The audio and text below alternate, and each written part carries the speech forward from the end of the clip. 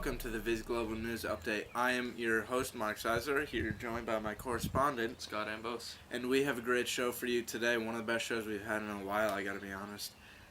The first thing that we're going to talk about, we're going to send you right over to Andy Sempelin for a story on the factory collapse in Bangladesh that most of you have heard about for more details. Thanks, Mark and Scott! Sorry I have to yell, it's the bulldozers in the background. As recently, an 8-story Rana Plaza factory building near Dhaka collapsed. It was on April 24th with an unknown number of people inside.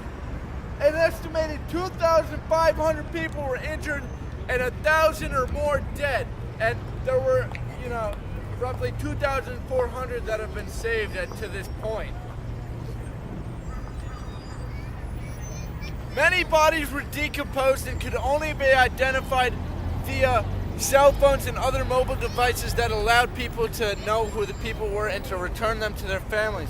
According to one Brigadier General named Siddiqui Alam, who was overseeing the recovery, they said that each time we moved a slab of concrete, we found a stack of bodies. Now that is just terrible, and as you can see over here, there are many memoirs already being set up to remember the people. Now this is just a beautiful thing, as that's a wisteria plant there, and they're surrounded by rocks. Yeah. Andy Sempelin live from Dhaka, Bangladesh. Back to you, Mark and Scott. Oh, thank you so much, Andy. That's a powerful story. You really hate to see it. Scott? Yeah, we're heading over to Afghanistan where there's more bad news. Our correspondent, Olive Grapeleaf, has a story. Grapeleaf here, live in Afghanistan, thanks to this random bystander for shading me from the harsh Afghanistan sun. On Thursday, a violent car bombing ripped through a U.S. convoy, killing at least 15 people, including 6 military advisors and 2 children. Now, an Islamic group is claiming responsibility, saying that they were watching the convoy for a long time until they attacked. Back to you, Mark and Scott. Thanks, Olive, for that riveting story. Yeah, Olive, you hate to see it. And just to add on to your story a bit there, that Islamic militant group that claims responsibility for the attacks, they just released it as a live news feed, their reasoning for the attacks. They say it's because the U.S. Had plans to put permanent troops in Afghanistan even after the 2014 deadline. So they were pretty upset about that, and that's why that is what it is. And to move on, we have another story about more bombs and more cars in Afghanistan. So we're going to take it right over. Joe Schmo, it's all you. The floor is yours.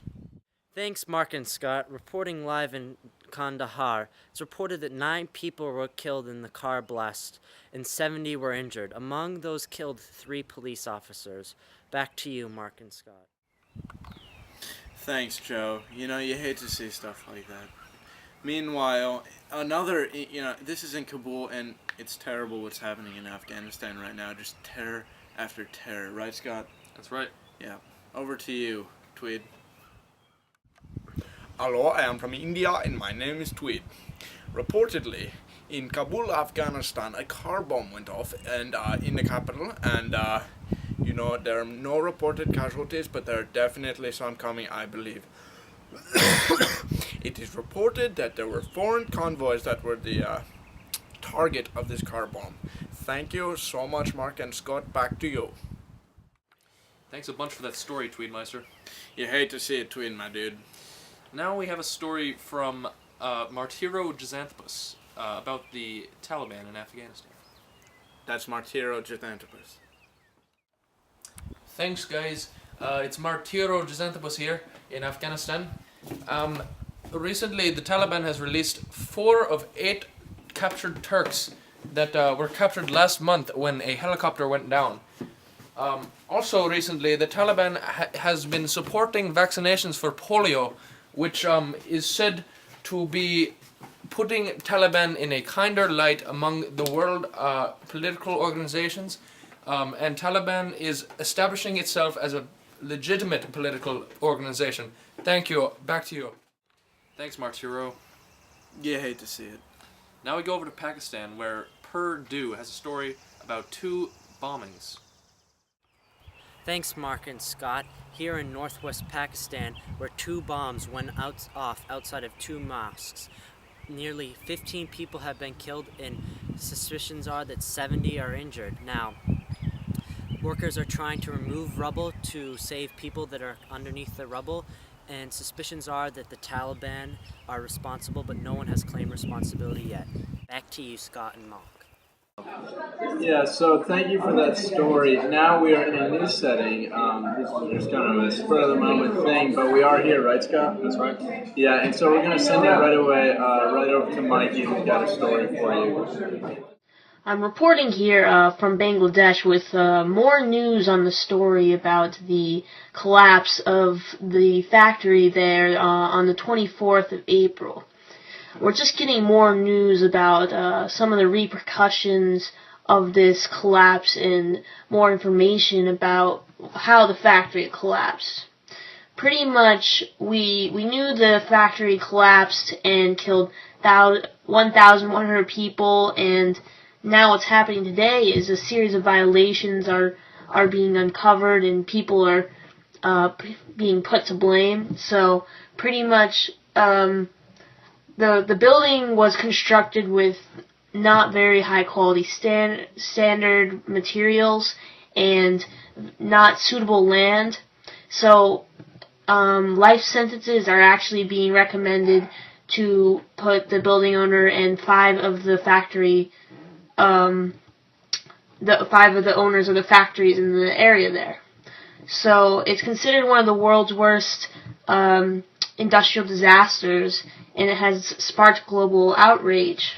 This is sort of highlighting the poor working conditions, the low wages, and the safety hazards that this country's factory sector faces every day. And sort of in wake of that disaster, people have started to protest these factories and the standards that are set by the factories.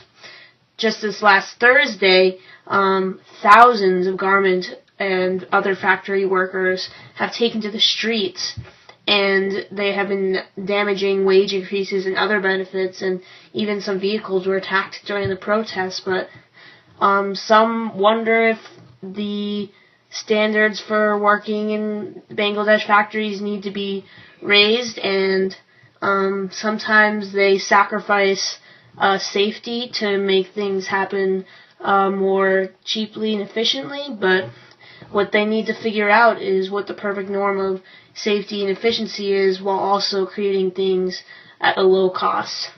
So we'll get more on that story later, but for now, back to you. Thanks for that story, Mikey. You hate to see it. And now, that wraps up our show for today. Great show. Thank you all for listening, and see you later next time on the Blaze Global News Update.